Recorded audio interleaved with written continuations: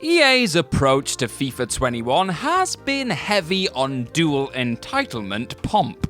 Buy this year's game on PS4 or Xbox One, they say, and you'll get to play a souped-up edition on next-generation hardware soon. Admittedly, it's a dangling carrot some gamers just won't be able to resist. But current-gen versions still need to be solid, right? Last year, FIFA 20 launched with some glaring bugs. Such moments are PR nightmares in the age of rampant social media use. EA did not want another disaster quite like that, so they made sure to take extra care over 21 pre-release. Spend even a few hours testing out all the various modes, and that attention to detail definitely shows. It might not be popular to say when these titles are, without question, just meager annual updates, but FIFA 21 is actually a pretty enjoyable football game at heart. Tinkering with some core gameplay elements has definitely livened up attacking, and minor changes to career mode shows that that's finally heading in the right direction after years of being pushed aside for foot. Of course, in typical EA fashion though, there's a negative around every corner too. I'm Gareth from WhatCulture.com, and here are the ups and downs for FIFA 21. Volta. The old FIFA Street crowd noted that last year's Volta debut wasn't nearly different enough to the standard 11v11 matches elsewhere. The 3v3, 4v4 or 5v5 format and funky backdrops, whilst certainly appealing visually, kind of break down when you're actually playing. And that's a problem. Volta either needs to become speedier and even more arcade-like, or at least dress itself up as some skill-based sprint that relies on trickery. Right now, it's neither. In fact, it plays out like a less fun version of the main game and feels largely untouched from last year. The short but sweet story mode does offer up some neat surprises when it comes to iconic players from the past, but it's over in a flash. You'll likely just fiddle around with this for a few hours and then get really bored, so down. The pace. EA decided to make attacking less about pure pace and more about guile in FIFA 21. That comes at a slight cost because it means you can't just bulldoze your way through a defensive back four every single time. Though that can still work, just not 10 times out of 10. Being honest though, the new pace just helps the game flow tremendously. EA's product has always been more arcade-like than Konami's PES, and that gives games a sort of end-to-end, almost ice hockey-ish feeling. Seriously, some matches just play out like you're watching the NHL. This can, of course, be modified in the menus, but it's oddly engaging, if a little bit bothersome to those who love a clean sheet. Gameplay is zippy enough without taking away weight when tackling. EA has struck a very, very nice balance here indeed. Up. Goalkeepers. Anybody who watches top-level Premier League football could tell you that goalkeeper is often a troubling position for managers. They just can't legislate for mistakes that cost valuable points. But that's part of the sport's beauty. That being said, FIFA 21 has some of the worst goalies ever. They always want to punch or just slap the ball away rather than catching it. And that is true even when they're under zero pressure from attackers. Honestly, it's annoying as hell to watch a world-class keeper like Alisson just refuse to hold the ball or see him just completely miss a punch. I mean, you are world-class, you are Alisson, you won the Premier League, you won the Champions League, it's stressful. This is something EA just need to patch out, and soon.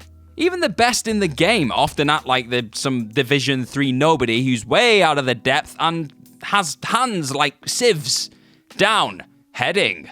Try to head the ball in FIFA 20 and you'd probably take out some poor bugger's Bovril in row H behind the goal. Lord only knows how many neck bridges those players were doing, but they had the ability to head the ball harder than they could strike it. Or they'd just weakly glance it into a keeper's arms like they had the strength of a toddler. But saying that, I've got a young niece who can head the ball a lot better than that. The good news, FIFA 21 has fixed its heading hell. Crossing is finally a dangerous weapon when hitting teams on the break again. In fact, it's maybe a little too overpowered for now and results in a stunning goal a little bit too often. But that's enough of me moaning though, because it is definitely an improvement. Headed goals can be some of the most rewarding in real life football, so it's just sweet to see the EA have brought that glory back into the FIFA fold. Up.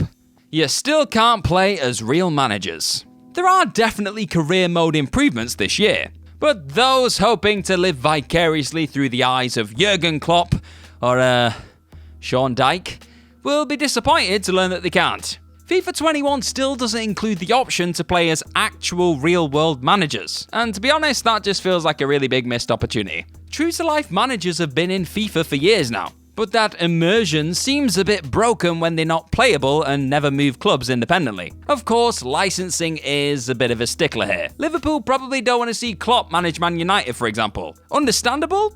Yeah. Irritating? You're damn right. This is 2020 and gamers should be able to customize the FIFA universe to their own liking, or at least step into the shoes of their favourite coaches.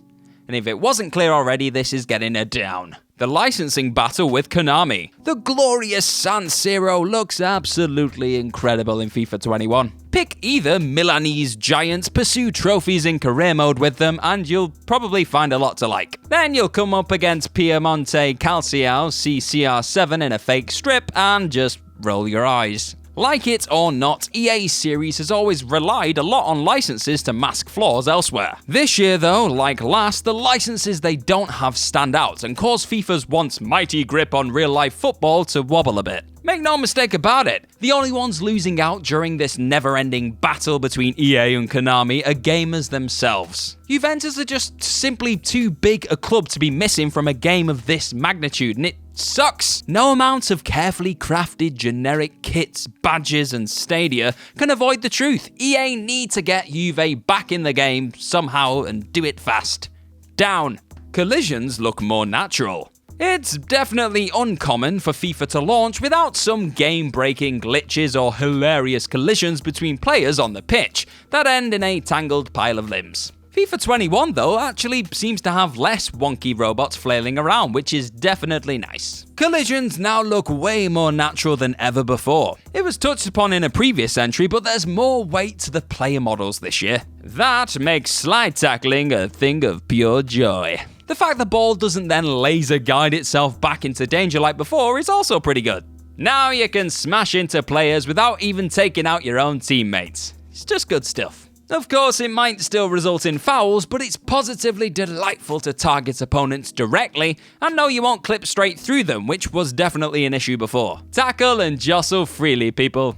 Up. FIFA Ultimate Team. If you're anything like this guy, then you've long since tired of Ultimate Team's dizzying mix of microtransactions and grinding. A mode that once seemed like a nice compliment to others has become EA's focal point. There's one reason and one reason only for this. Money. EA are a business, sure, but there's something just so hollow about FUT. It's a titan that's been not so gently strangling the franchise for years now, and that won't change while it still rakes in mountains of coin. At this point, it'd probably be a blessing if EA just released its own FIFA Ultimate Team 21 game as its own little thing and dumped other modes in a separate, budget-priced release. 21's mode is much the same as before as well. You either pay real money for card packs to unlock the best players, or you just slug it out through endless matches in the hope of maybe, just maybe, snagging someone good for a few games. As it's probably going to be for the next 20, 30, 40 years, it's an automatic down every time.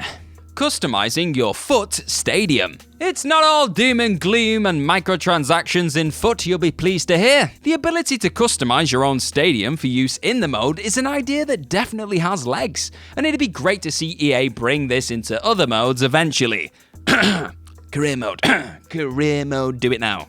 For now though, being able to decide how your home game should look is a hidden thrill. It nearly makes Ultimate Team worth exploring for those who traditionally hate it.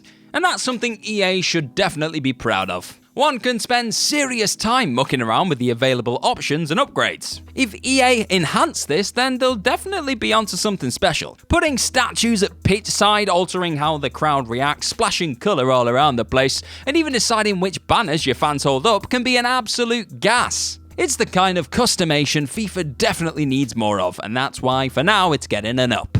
Retraining Positions. One of the better changes EA has made to career mode is the ability to retrain a player's position. Basically, if you think that James Milner should just drop back from midfield into defence as a centre-back, then have at it. Be warned though, because this is not a foolproof feature. It can go disastrously wrong and actually worsen a player's overall rating. That's a good thing though. It means there's a risk and reward tension. You could, in theory, destroy a player's career by trying to make them something they're not. Try to turn Messi into a wingback, for example, and you'll probably be hearing from his legal team. Probably. Maybe not. The thing is, it should be this risky. You'll have to keep an eye on a player's attributes before deciding where best to deploy them on the pitch. On the plus side, it's possible to exponentially improve a youngster by retraining them. Up. It's pretty much a standard annual update. FIFA 21 doesn't do much to reinvent or rethink EA standards. There's no avoiding the truth that it's a standard, annually released sports game. There are new strips, transfers, gameplay tweaks, and career mode enhancements, but this is hardly a million miles away from the product EA shipped out just 12 months ago. It's probably good to know that going in. Do not fool yourself into thinking the PS5/Xbox Series X dual entitlement stuff means they've changed everything. If anything, EA will likely just wait to use some fresh bells and whistles on the next generation versions. FIFA 21 on PS4 and Xbox One, though, is a very much modded reissue of FIFA 20. 99.9% of FIFA players knew that'd be the case anyway, to be fair. Some just don't have a problem with that because they love the updated squads, kits, etc., and they're fine with a handful of small changes. Even so, EA will definitely have to offer a little bit more next year. Down. And finally, interactive match sim. Start celebrating, folks. Simmed matches in career mode are no longer dicey affairs that often result in away draws or losses just because you're not the home team. FIFA 21's interactive match sim option means you can finally take immediate control of the game at any point. Losing 2-0 after 30 minutes and want to put things right? You do it. Locked at 1-1 after 85 minutes but want to bring on your new striker for a morale-boosting winner? It's your right. This is not exactly anything new to sports games, but it is so fresh in FIFA. That alone is enough to make it the best addition to EA series in quite some time. Up. So those were our ups and downs for FIFA 21. Do you agree? Let us know your thoughts and feelings on the latest addition in the series in the comment section below. And do not forget to like, share, and click on that subscribe button. Also, be sure to head on over to WhatCulture.com and click on some more awesome articles just like the one this video is based on. I've been Gareth from WhatCulture.com. Thank you very much for joining me today, and I'm sure I'll see you very, very soon.